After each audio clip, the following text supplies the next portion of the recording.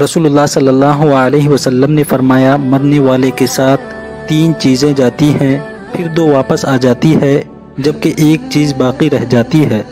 مرنے والے کے ساتھ اس کے گھر والے اور اس کا مال اور اس کے عمل جاتے ہیں۔ اس کے گھر والے اور اس کا مال تو واپس آ جاتا ہے، اس کا عمل باقی رہ جاتا ہے۔ رسول اللہ صلی اللہ علیہ وسلم نے ارشاد فرمایا، بندہ کوئی ایسی بات کہہ دیتا ہے کہ اس کا نقصان نہیں سمجھتا، جبکہ اس کی وجہ سے وہ دوزخ میں اتنی دور جا کر گرتا ہے کہ جتنا مشرق و مغرب کے درمیان فاصلہ ہے۔